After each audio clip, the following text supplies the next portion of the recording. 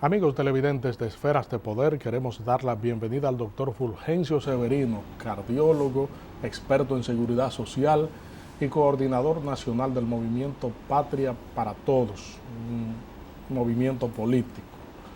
Doctor, muchísimas gracias por el honor. No, para mí es un gran honor pues estar aquí contigo y con los amigos televidentes y gracias por la invitación. Doctor, usted maneja al dedillo el asunto de la seguridad social. ¿Qué pudiéramos evaluar de ese régimen en el país? ¿Cuáles son sus altas y sus bajas? Bueno, pienso que a lo que le han dado seguimiento desde que estuvimos debatiendo la ley en el año 2001, nosotros habíamos dicho que el sistema nacía con un conjunto de dificultades que eran estructurales y que se iban a reflejar en el tiempo. Es decir, en la República Dominicana el debate en el 2001 era si nos dábamos un sistema de seguridad social público, solidario, o si el país se daba un sistema de seguridad social privada. Finalmente, la clase política tradicional optó por un sistema de seguridad social privada, que era un poco la reforma que estaba planteando el Banco Mundial en toda América Latina, que había empezado en Chile, que luego había tocado a Colombia, y que algunos países, por ejemplo, como Argentina, terminaron hace aproximadamente unos 3 años revirtiendo eso. República Dominicana, a pesar del esfuerzo del Colegio Médico Dominicano y varias organizaciones, en ese tiempo nosotros encabezábamos el Comité por una Verdadera Seguridad Social, como se llamaba.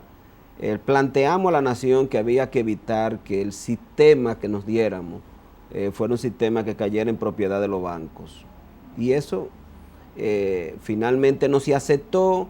Logramos algunas modificaciones vinculadas principalmente con los empleados públicos y hoy tenemos un sistema con todas las adversidades propias de ese modelo. El modelo de la privatización de la seguridad social trae como consecuencia no universalización del modelo.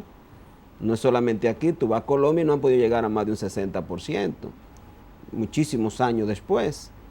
Tú vas a Chile, Chile tiene una universalización en el sistema de salud porque Chile tiene un fuerte sistema público, que es el FONASA. Pero donde quiera que sea privatizado la seguridad social, lo que ha traído como consecuencia es un debilitamiento en el tema del aseguramiento. Por ejemplo, en República Dominicana, ante la ley, nosotros teníamos aproximadamente 21% de la población trabajadora estaba asegurada en un sistema de seguro, que era lo que se llamaba antes seguro médico igual a médica. 6% estaba en el seguro social, casi un 2% estaba en las Fuerzas Armadas y había un 14% que estaba en la compañía de seguro privada. Hoy nosotros apenas tenemos un 23% de los trabajadores que están involucrados en la seguridad social. ¿Por qué? Porque el sistema, al ser privado, no ha podido incluir al régimen contributivo subsidiado porque tiene grandes dificultades. O sea, todo eso chiripero, poder buscar un mecanismo de descontarle, es como un chofer, porque el chofer, por ejemplo, te puede producir un día 1,000 pesos, pero el carro se le puede dañar muchísimos días y ya no produce. O sea, siempre hay dificultad en estos modelos para lograr la universalización. En el campo de las pensiones, pues también pasa igual. Es decir, en el campo de las pensiones hemos tenido un sistema que si la clase política tradicional fuera seria, en República Dominicana estuviera revirtiendo ese modelo.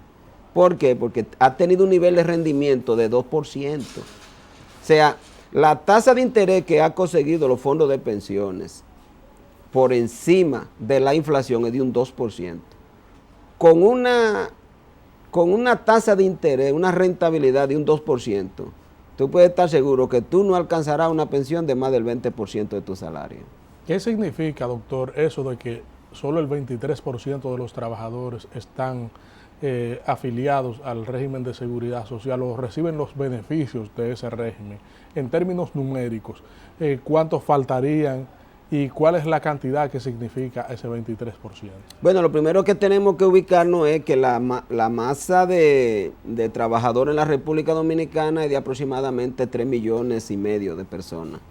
Pero la mayoría de estos trabajadores como producto que el modelo no genera empleo formal, sino empleo informales, la mayoría son trabajadores informales, o sea, lo que deben pertenecer al régimen contributivo subsidiado, de acuerdo a la ley. Y una minoría de esos trabajadores, aproximadamente 45% de los trabajadores son formales. De esos trabajadores formales no hemos podido llegar al 100% de los trabajadores. Nos hemos quedado en un 70-74% del empleo formal asegurado en el régimen.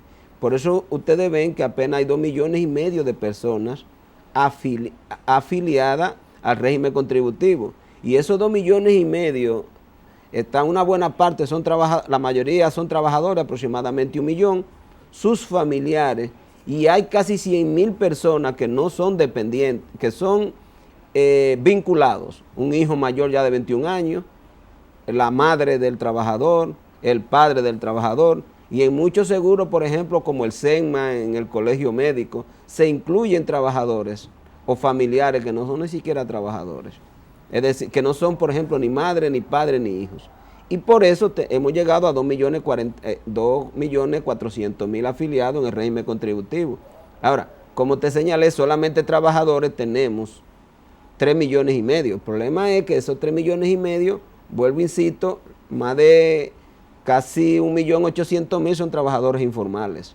Y ese grupo tiene grandes dificultades para tú poder garantizar que pague el financiamiento de la seguridad social. Aparte de que es obligado pagar por lo menos los 2 seguros básicos, que es el seguro de pensiones y el seguro de salud. Y esto indiscutiblemente que con un seguro de salud tan caro como el que tenemos, digo caro porque el seguro fue aumentando, las aseguradoras fueron presionando para que se incrementara la cápita y hoy tenemos una cápita en 721 pesos. O sea que cuando tú le dices a un trabajador informal que él debe pagar por 5 miembros de la familia 300, casi 4,000 pesos y que tiene que pagar por una pensión mínima, vamos a suponer una pensión mínima que le cobren en función del salario mínimo, que le cobren 700 pesos, estaríamos hablando de casi 4,000 pesos. ¿Cuánto pudiera pagar mensualmente un trabajador informal? Cuando uno ve los análisis que se hacen de los ingresos del trabajador informal, son peores que los ingresos del trabajador formal. Y ya en el trabajador formal se sabe que más del 70% de la población afiliada a la seguridad social tiene salario de menos de 15,000 pesos.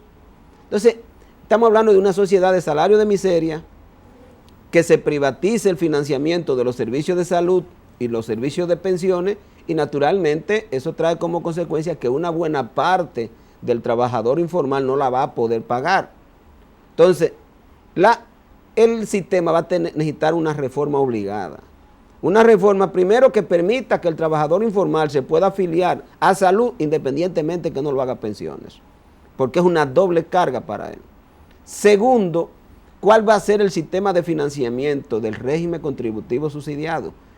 O sea, si alguien me preguntara a mí desde el punto de vista del conocimiento que tenemos, es que si el gobierno no asume el financiamiento completo de la mayoría de sus trabajadores, no habrá seguridad social para el trabajador informal, porque su nivel de ingresos no le permite pagar una seguridad social que es cara, porque el modelo de seguridad social nuestro trajo como consecuencia que antes de la ley la gente pagaba por un seguro 100 y 150 pesos. Oye, que si tú no buscas 1,000 pesos para un seguro individual, tú no lo tienes. Es decir, que ha habido un incremento significativo a partir de la ley de lo que es la póliza de seguros individuales. Y hoy muchas instituciones, por ejemplo, como el SENASA, que tenían implementado régimen de aseguramiento individual, lo han eliminado. Y las que lo tienen hoy en día, estamos hablando de que aquí hay personas que están pagando 1,500 pesos mensual por un régimen de aseguramiento individual.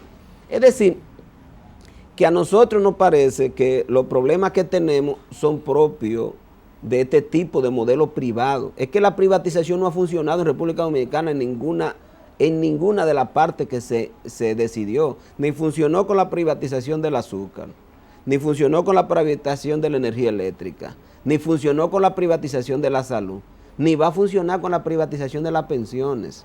O sea, nosotros estamos pagando mucho dinero, los bancos están administrando mucho dinero, estamos hablando de casi 130,000 millones de pesos pero al final los trabajadores no tendrán pensiones. Y cuando tú te ves los proyectos para aumentar la rentabilidad es al revés, porque ese proyecto que está en el Congreso de las pensiones, de que para invertir los fondos de pensiones, es un proyecto que nada más aquí se puede estar debatiendo, porque eso no ha funcionado en ninguna parte del mundo. Y en República Dominicana, que es una sociedad muy pobre, con una capacidad de adquisición de vivienda muy baja, ustedes tienen que estar seguros que eso es poner en riesgo los fondos de pensiones.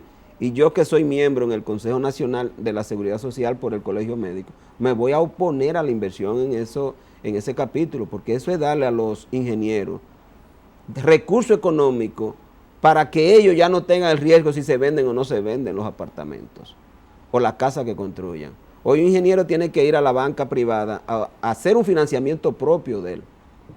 Arriesga su capital para tener beneficio.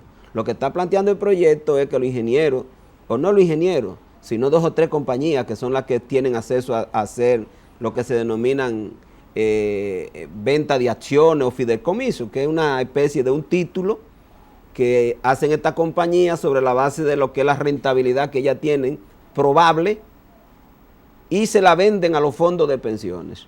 Pero si esas viviendas no se venden, esa compañía no tiene rentabilidad y los fondos de pensiones tampoco tendrán rentabilidad. Doctor, ¿qué puede hacerse para que los trabajadores sean universalmente beneficiosos o salgan universalmente beneficiados con el régimen de seguridad social ante el planteamiento que usted acaba de hacer? Porque es grave el hecho de que una gente no cuente con un sistema que lo proteja. Ante una enfermedad o ante la ocurrencia de un hecho catastrófico. Bueno, lo primero es obligar a todos los aseguradores, que todas las personas, y eso debería ser una resolución del Consejo, que todo el que quiera comprar un seguro médico, eso corresponde al régimen contributivo. Eso es lo primero, o sea, no dejar a la voluntad del asegurador el aseguramiento no de una persona.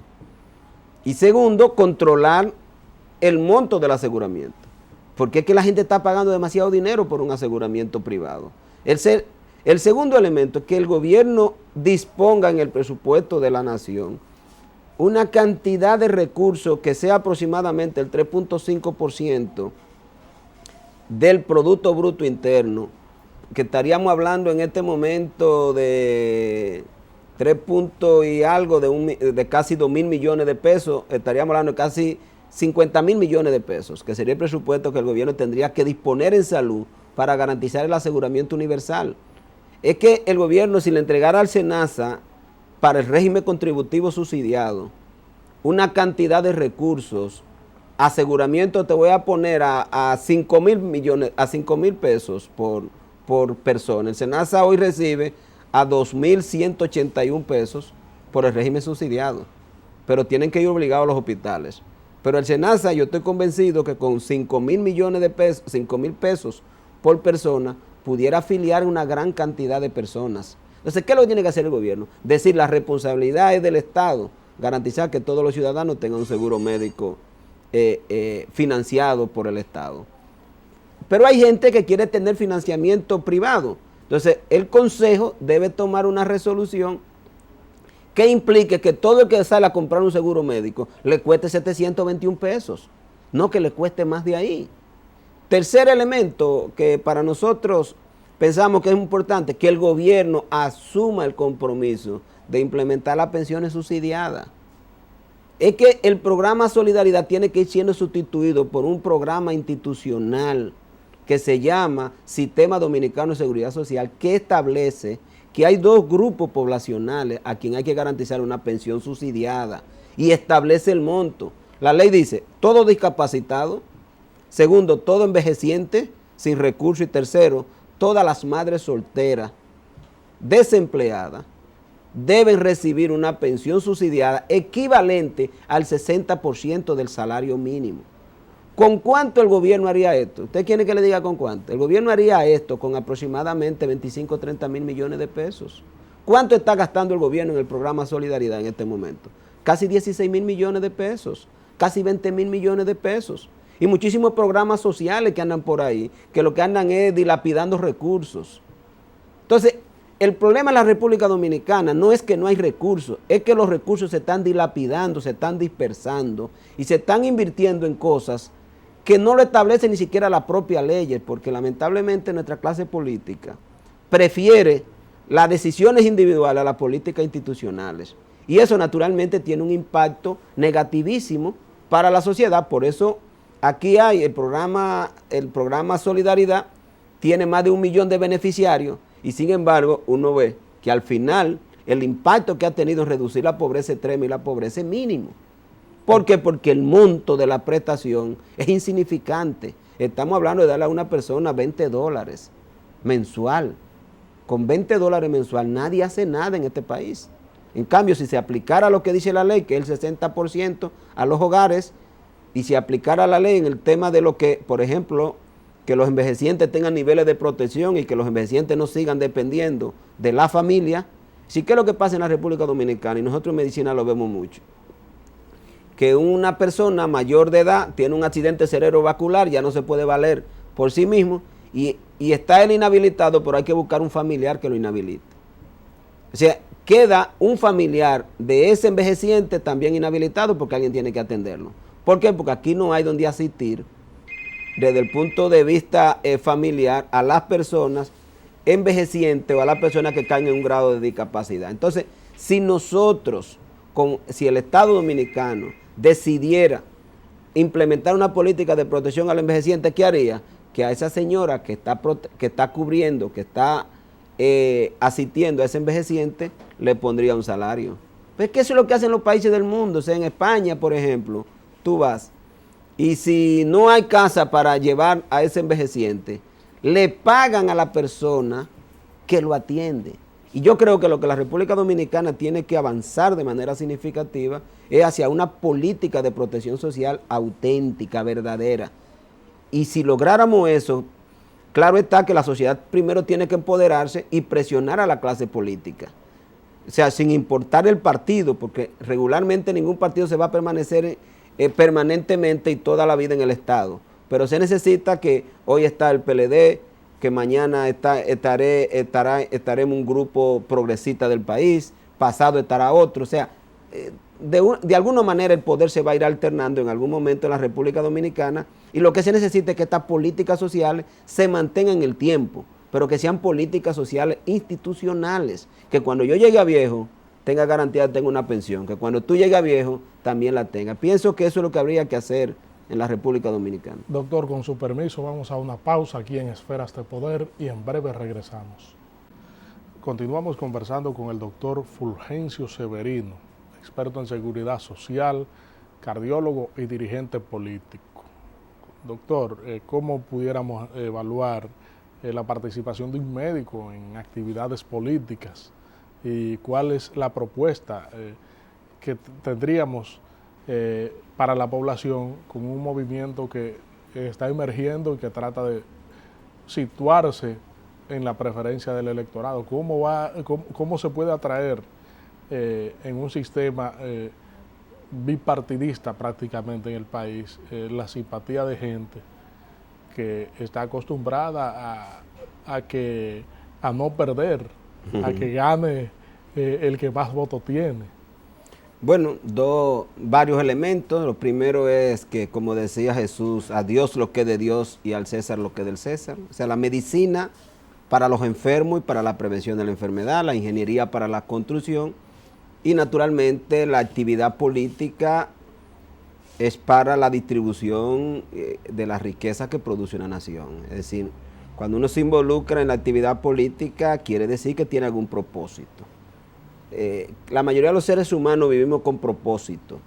Esto de una otra manera, desde el punto de vista del cristianismo, queda expresado en el segundo mandamiento, de uno querer para el otro todo lo que uno desea para uno.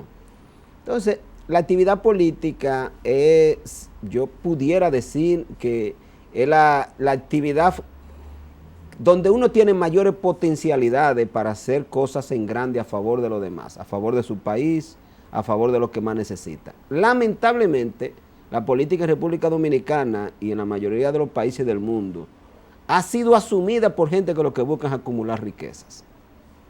Y naturalmente, el ejercicio público ha estado acompañado de mucha corrupción. Porque la gente lo que anda ahí detrás de meterme a político porque quiero un empleo, porque quiero ser rico, y entonces eso ha traído como consecuencia que la mayoría de la gente denota en forma alarmante cuando uno, en el caso mío como médico, decidimos involucrarnos en la actividad política.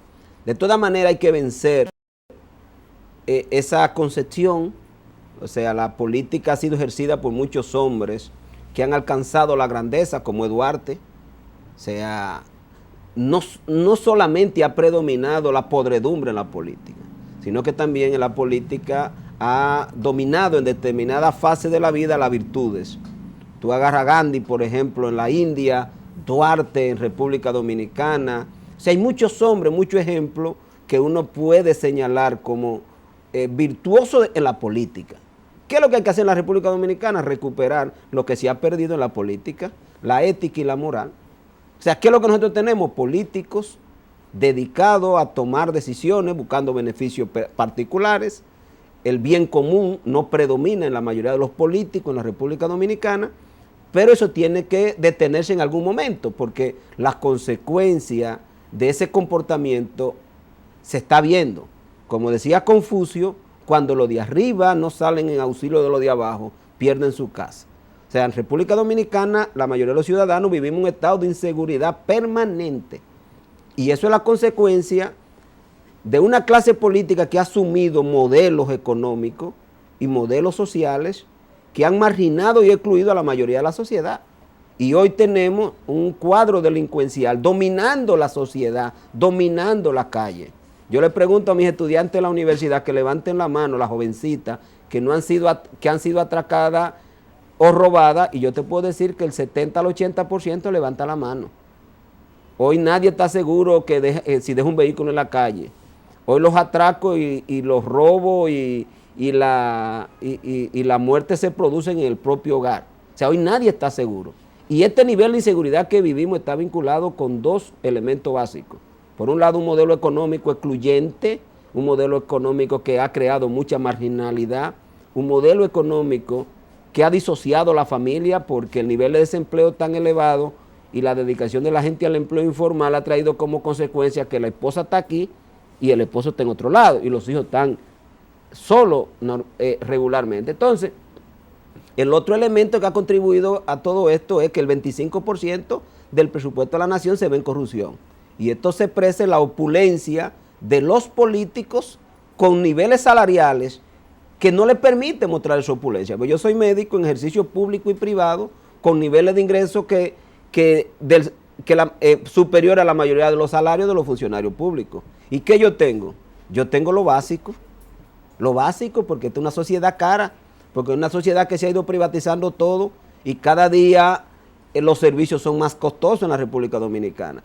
Sustituir el modelo económico y la corrupción hoy se constituyen en elemento básico si queremos revertir el cuadro delincuencial que vive la República Dominicana. Es verdad que este cuadro de inseguridad en el que vivimos requiere también de una justicia más consciente, de un poder judicial más comprometido con que el que hizo algo mal hecho realmente sea trancado, porque hoy vemos mucha vulnerabilidad para que esa cosa no ocurra. De ahí que cuando la clase política tradicional no cumple con ese rol, que es el que le encomienda a la población cuando lo elige para dirigir los destinos de un país, tienen que surgir propuestas nuevas. Nosotros desde hace 5 años y medio nos propusimos crear una propuesta nueva, una propuesta que se diferencie de los partidos tradicionales, que tenga claridad en que el modelo económico neoliberal tiene que ser sustituido por un modelo de economía social,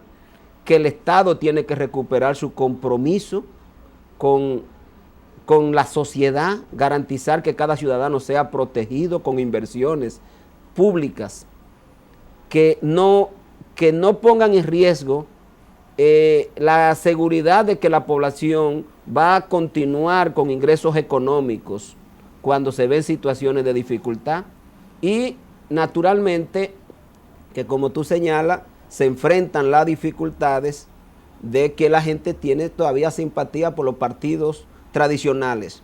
Eso es cuestión de tiempo, es lo que nosotros sabemos. O sea, y estamos jugando a dos momentos. Primer momento es que lo tradicional es que un partido tenga un periodo de tiempo de construcción y desarrollo de aproximadamente 20 años.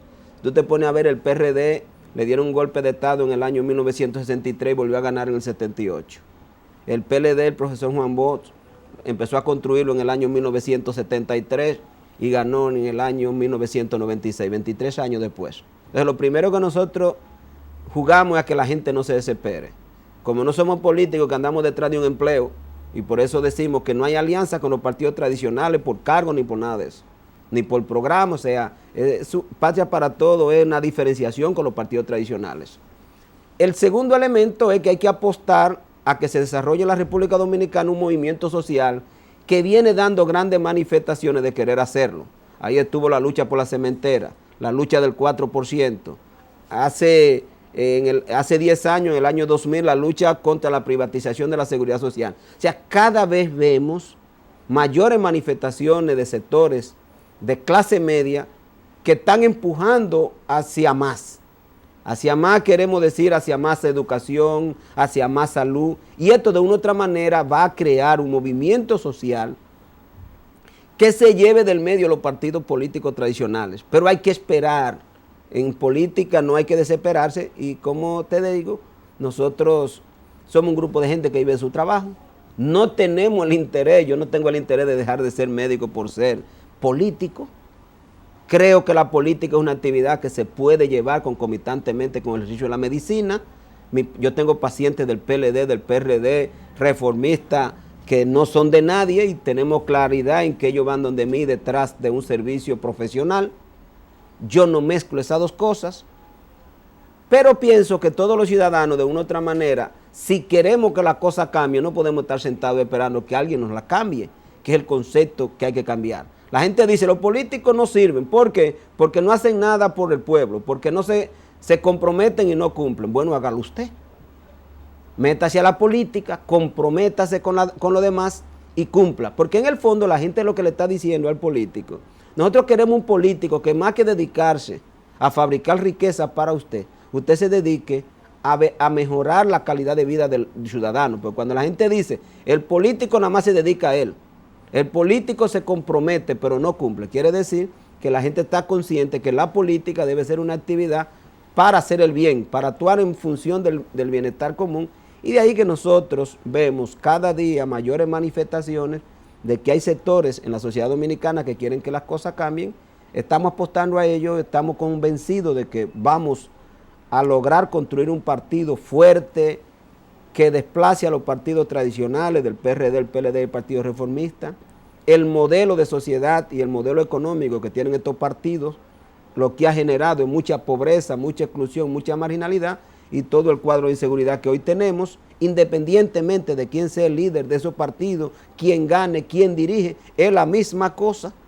En la mayoría de ellos lo que predomina es un concepto de enriquecimiento a través de la corrupción y a través de utilizar el Estado para hacer proyectos en los cuales reciban grandes beneficios, con mucho conflicto de intereses entre la función pública y la función privada. Aquí no se le exige a un funcionario público que no ejerza, privado, y si lo deja de ejercer, entonces busca testaferro para mantener el mismo ejercicio, porque aquí no hay ningún nivel de fiscalización de esa práctica indecorosa, inmoral, y por lo tanto el único camino que tiene esta sociedad es salir de esos políticos tradicionales, salir de esos partidos políticos tradicionales, pero hay que tener paciencia, a que vayamos creciendo, vayamos desarrollando, se vaya generando un movimiento social de gran contundencia, y nosotros estamos convencidos que eso realmente en República Dominicana se viene dando. Doctor, lamentamos que el tiempo se nos vaya tan rápido y no podamos aprovecharlo usted